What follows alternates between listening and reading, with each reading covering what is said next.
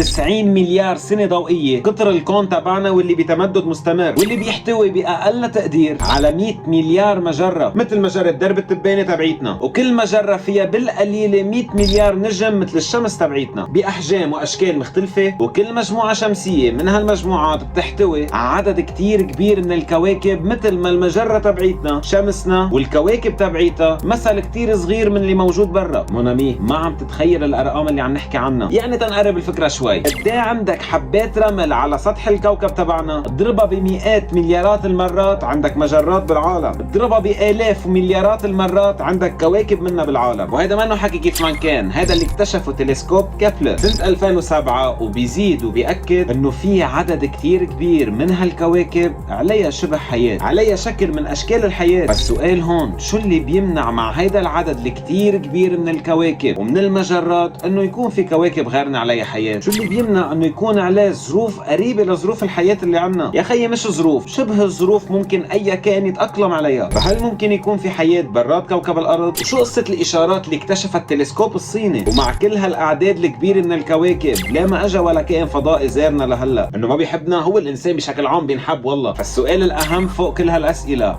هل في فضائيين؟ واذا في وينن؟ هذا الفيديو مونامي حيكشف حقيقة وجود الفضائيين او لا. رجعنا لكم بالموسم الثاني، فاهلا وسهلا فيكم بالموسم الثاني لقناة باندا فاكتس، راجعين بتطوير وبتحسين وبترجمة، فاي فيديو واي شورت من هالموسم وطلوع حيكون مترجم للانجلش، وحخبرك وين الفضائيين. ولكن قبل ما تنسى تشترك بالقناة وتفعل الجرس ليوصلك اي فيديو جديد، واذا حابب تتابع اخبار القناة فولو على الانستغرام. وهات لنغوص بحقيقة وجود الفضائيين، ايه او لا بدنا نعرف.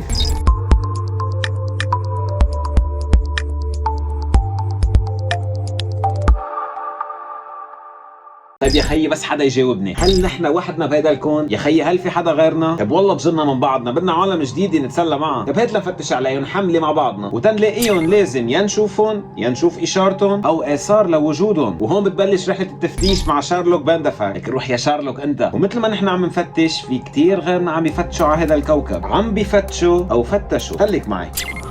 بلشت رحلة التفتيش على الفضائيين من حوالي 2000 سنة، وأول من طرحوا هدول الأسئلة كانوا اليونان القدماء، بس بوقتها كانت أقرب للأساطير أو للتخريب، لأن ما كان في بعض الوسائل العلمية المطلوبة لمحاولة إثبات هالفكرة. وكان في البعض بيعتقدوا أنه الفضائيين صدقا موجودين مثل غاليليو غاليلي، لحد ما بلشت أول محاولة فعلية للبحث عليهم، واللي هو الرياضي الألماني غوس، واللي صار يكتب رسائل ويرسم أشكال هندسية ويحطهم قدام آلة اسمها الهيليوتروب، واللي مثبت عليها مجموعة مرايات، فيحط الصورة ويخلي ضوء الشمس يعكس على المراية ويضرب ضوءها بالصورة، باعتبار انه عم يوصل شكل هيدي الرسمة على القمر، باعتبار كمان انه بركي في كائنات فضائية على القمر، انه هو جيراننا هات لنكب لهم كم رسمة. ولكن كانوا مفترضين انه صدقا في حياة ممكنة على القمر او على كوكب قريب تاني، واللي اثبت حاليا انه خطأ. فبلشت العالم تسأل، في معضلة على ارض الواقع بتفرض حالها، واللي اسمها ذا فيرميز بارادوكس. ظهرت سنة 1950 للعالم انريكي فيرمي، قعد مع رفقات العلماء عم يشربوا قهوه، فجأة خطر براسه سؤال، يا عمي العالم وين؟ انه كيف يعني وين العالم؟ انه اللي حولك ما نعبي لك عينك؟ لكن مش انت مونامي، مش انت. الفضائيين وين؟ وبلش يكب بهالاسئله. يا خيي الكون تبعنا كتير كتير كبير، اكثر ما بتتخيل، وعم يكبر يوم ورا يوم. يا خيي عم تحكي عن قطر الكون 90 مليار سنه ضوئيه، وبعده عم يتمدد حسب نظريه الانفجار الكبير، وعم تحكي عن 90 مليار سنه ضوئيه مش 90 مليار كيلومتر. ايه هون ملاحظه صغيره، السنه ضوئيه هي منا وقت، هي مسافه، واللي بتعني قديش المسافه اللي بيقدر يقطع الضوء بسرعته الثابته اللي هي 300,000 كيلومتر بالثانية بسنة. عم تتخيل قديش سنة ضوئية وحدة؟ وعم تتخيل عن جديد قديش يعني 90 مليار مع كل هالعدد المهول من المجرات والكواكب والنجوم والمجموعات الشمسية. معقول ما في غير مجرة وحدة بقلبها كوكب واحد عليه حياة اللي هو كوكبنا؟ معقول ما حصل على أي كوكب ثاني الظروف بتشبه الظروف تبعيتنا لحتى ينشأ عليها حياة؟ إلا ما يكون فيه.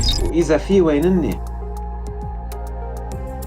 يا خيي في شيء منه مزبوط، منه راكب. لازم يكون في كتير حضارات، بس اكيد ما في غير حضارتنا لهلا هي المعروفه. اعتبر يا خيي بين كل 1000 كوكب في كوكب واحد عليه حياه، يعني لازم يكون في حوالي 5 مليون كوكب عليهم حياه حاليا. طب وين مني؟ يا خيي ولو ما عليهم حياه صالحين للسكن بالمينيموم. فظهر عالم اسمه دريك وعلق السؤال براسه، واللي بنى سنه 1960 اول ماسح لاسلكي للراديو ويفز اللي بيجوا من الفضاء، يعني لموجات الراديو. عم تحكي عن تلسكوب قطره 26 متر، وقام عامل دراسات وظهرت معه معادلة بالأخذ بعين الاعتبار بظروف الحياة مع عدد النجوم اللي في حولها كواكب بظروف محددة بكذا معيار، وكذا معيار غيرهم اتاخدوا بعين الاعتبار وظهر معه شبه معادلة، فرجع شال وحط وأخذ وجاب وطلعت معه معادلة كاملة بتبين تقريبا كم حضارة ممكن انه يكون في غيرنا، كم حضارة ممكن تكون عايشة حاليا. فظهر معه رقم كتير كبير بالنسبة لسؤال فيرمي، واللي ممكن يوصل هالرقم ل 51,000 حضارة. طيب يا خيي وين بدنا اياهم، بدنا نتعرف عليهم، لهلا منا شايفين ولا وحدة. وبلش العمل على التفتيش على هالحضارات او اشارات عن هالحضارات، اشارة بتثبت انه عن جد في كائنات فضائية. فبلشت اول فرصة لمس لوجود الفضائيين بمؤتمر انعمل اسمه ليتل جرين مان، من اهم المؤتمرات اللي انعملت بهالدومين. سنة 1967 ظهر هالمؤتمر المهم، عم تحكي عن كائنات خضر هيك زغطورين. كانوا اصحاب هالمؤتمر استاذ بالفيزياء وتلميذته لما تلقوا اشارات وموجات راديو، وهول الاشارات كانوا صدقا من الفضاء، منه لا تشويش ولا شيء تاني عن الارض. دليل كتير قوي لكائنات عم تحاول تتواصل معنا من برا، يعني بيكونوا باعتين شي هابي بيرثداي تو يو او شيء. اصوات كتير غريبة وقوية. ايه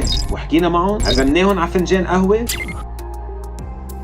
صراحة منامي لا ما عزمناهم، وبالحقيقة ما كان في كائنات فضائية أصلا، ففشل المؤتمر وما كان شيء خصه بأي كائن فضائي. أي خيي نطلع بنعمل مقابلات ومؤتمرات عن شيء ومنه موجود أصلا إسا، ما لنا ثابتين إنه عن جد هذا شيء خصه بالكائنات الفضائية. يا خيي هي بروباغندا، بس صدقا طلع شيء كتير مهم على فكرة، واللي هو شيء اسمه بالسر، حركة نجوم نيوترونية كتير كبيرة عم تبرم حول نفسها بسرعة رهيبة. عم تحكي عن سرعة بتوصل لل 220 لفة بجزء من الثانية. شيء خرافي صح، بس منه فضائيين. يعني طرف خيط إذا قلنا، هو طرف خيط بس مش الشيء اللي خصه بهالمؤتمر. فانفقد الامل من وجود اي كائنات غيرنا، اي كائن فضائي بمجموعتنا الشمسيه انفقدت الفرصه بوجوده، فراح التركيز لبرات مجموعتنا الشمسيه. جيران لنا وشوف لي هالخبريه، واحد من الاشخاص اللي قال انه الا ما يكون في حياه برات كوكب الارض وبرات مجموعتنا الشمسيه اللي اسمه بول هيرت، مدير قسم الفيزياء الفلكيه باستعمال تلسكوب كابلر، وسنه 2017 اعلن انه ممكن نرصد مجموعه من الكواكب اللي ممكن يكون عليها حياه، كواكب مجموعه مشابهه لارضنا ممكن يكون فيها سكان وحضارات. ولما تحكي عن كوكب بيشبه ارضنا يعني عم تحكي عن الظروف متلائمه مثل كوكبنا، ووجود هالظروف يعني وجود مكونات كتير اساسيه اللي هي المي والتربه والاكسجين والدي ان اي. يعني الكوكب اللي موجود بالجولدي زون او بالهابيتابل زون، يعني بالنطاق الصالح للحياه، اللي منه كتير قريب من نجمه فما بيحترق، ومنه كتير بعيد عن نجمه فما بيجلد، بالنص بالوسط الحراره تكون معتدله فيظهروا هالظروف، تحديدا مثل كوكبنا ومثل دوران الارض حول شمسنا. بعد ما في شيء ملموس بس تعتبر بداية أمل. فمن بعد هيرتز بكم سنة ظهر عالم اسمه كارداشيف وحط مقياس اسمه مقياس كارداشيف، هاشتاج بديهيات، وقال يا خي نحن حضارات هالكون بنقدر نقسمها لثلاث أنواع. تايب 1 واللي نحن هلا فيها بإنه نستعمل الطاقة اللي موجودة على كوكبنا وجزء من الطاقة اللي جاية من النجم تبعنا يعني من شمسنا، وحسب ما قالته بعد عنا شي 150 سنة وبننتقل على التايب 2. والتايب 2 سيفيلايزيشن هي الحضارة اللي بتستعمل 100% بشكل كامل الطاقة من نجمها. يعني لما نصير حضارة بنستعمل كل طاقتنا من الشمس تبعيتنا بنصير بهيدي الحضارة. ايه شوفي اسا التايب 3 شو هو؟ تايب 3 هي الحضارة اللي قادرة تسيطر على المجرة بأكملها، يعني بتستفيد من الطاقة من كل النجوم تبع هالمجرة، نجم هالكوكب والنجوم اللي برا، بالإضافة لقدرتها أن تستعمل باقي الكواكب وتسيطر على باقي الحضارات. بس يخيروا شوي، مين قال في باقي حضارات أصلا؟ كيف بدنا نسيطر على شيء ما عارفين إذا موجود أصلا أو لا؟ وأساسا قد ايه بدنا تنصير بهيدا التايب؟ تزبط معنا لما نبني سفن فضائية عملاقة ونقدر ساعتها نكزر بين الكواكب. فهيدا المقياس تبع كارداشيف بيعتمد بالدرجة الأولى على وجود حضارات غير حضارة الكوكب تبعنا. خليك بوزيتيف مثل كارداشيف. يا خي أي بوزيتيف منهم بدنا كائنات فضائية. خليك معي منامي.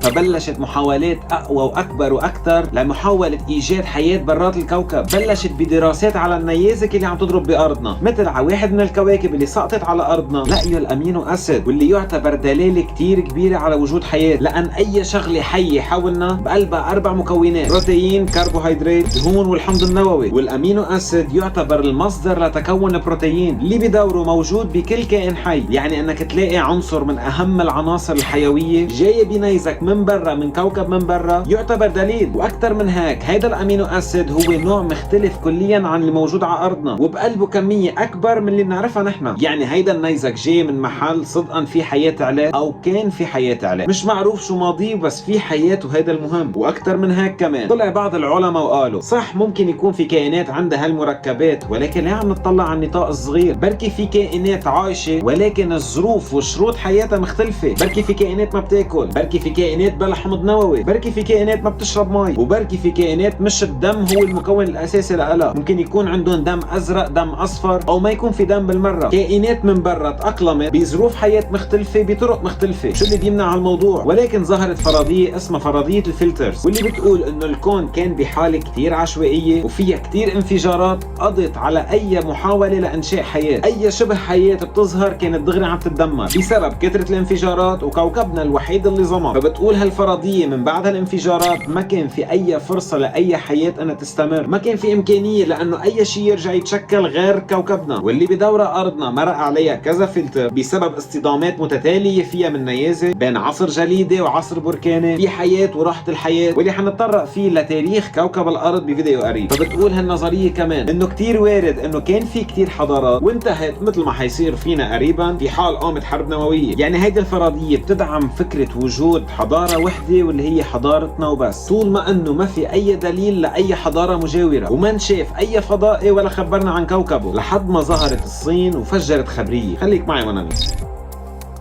فطلعت الصين ومثل عادتها عم بتصير الجدل، ولكن هالمرة تلقت رسالة من برا وعم تقول انه هيدي رسالة من برات الكرة الارضية من خلال استعمالها للتلسكوب سكاي اي، واللي بتأكد فيه انه وصل اشارات كهرومغناطيسية على هالتلسكوب، واشارات غير طبيعية واشارات غير مألوفة وغير عادية. وانتشر الخبر بمجلة ساينس اند تكنولوجي ديلي، وانتشرت بغير وسائل، ولكن فجأة حذفت التقرير وسحبت كل اللي قالته من دون ما تقول السبب. ما عندها سبب واضح ولا صريح ليش سحبت التقرير، وقالت انه هي مش اول مره بتلقط فيها اشارات غريبه. بال2020 لقطت اشاره غريبه، وبال2022 كرر هالموضوع، فزاد الشك والاحاديث بوجود حياه برات الكره الارضيه. واكدت بعض العالم انها شافت صحون طائره فوق المنطقه 51. كذب الخبر، ولكن الشهود متمسكين بارائهم. فهل هول كائنات فضائيه او تكنولوجيا جديده عم تطورها امريكا كطائرات على شكل صحون طائره، ومش خطتها هلا انها تكشفها للعلن؟ ما في شيء اكيد، ولكن حكي تشارلز بيردز بيقول غير شيء، واللي هو مسؤول قسم السلاح الامريكاني الجوي، واللي حكي عن حادثة روزويل، واللي قال فيها انه اللي وقع بامريكا هو صحن طائر بقلبه 4 كائنات فضائية، 3 ماتوا وتم سحب العايش من قسم المخابرات الامريكانية، وعملت دراسات عليه لحد ما مات بعد جمعة. مش بس هيك منامي، حاولت ناسا تبعت رسائل للخارج من خلال قمر صناعي انبعث للفضاء للاستكشاف، وعليه لوحة مثل تبعون الفراعنة عليها معلومات عن الارض وحضارتنا، ورجعت بعتت رسالة صوتية ب 116 لغة كترحيب للي بيسمع هالرسالة، واللي بقلبها مقطوعات موسيقية عن كافة الحضارات الأرضية مع معلومات عن مجموعتنا الشمسية، هن وعم بياكلوا ملوخية أو مهلبية، بالإضافة لمعلومات عن الدي ان اي تبعنا، وكلمة مرحبا ب 55 لغة، هاي هلو أولا، بالإضافة لأصوات حيوانات وصوت رعد وصوت مي. معلومات شاملة عنا وعن كوكبنا، ولكن لهلا ما في ولا رد وصل. وآخر الصور لمجرات الكون هي الصورة اللي لقطها تلسكوب جيمس ويب، بتأرجي وسع الكون تبعنا. بمجرد التمعن بهيدي الصورة تعرف وبتتأكد قديش كتار المجرات بهالكون، فبيزيد شكك اكثر واكثر بوجود حياه برات كوكبنا. بالمقابل في احاديث بتقول انه بعض الجهات للدول الكبيره والقويه على تواصل مباشر مع بعض الكائنات الفضائيه، ولكن ما صار الوقت المناسب للاعلان عن وجودها. فاذا كان مزبوط، هل مشان هيك سحبت الصين تقريرها؟ ما حدا بيعرف الا الايام اللي جايه. مونامي، محاولات الانسان كثيره بالمحاوله للتواصل مع برا، بارسال اشارات،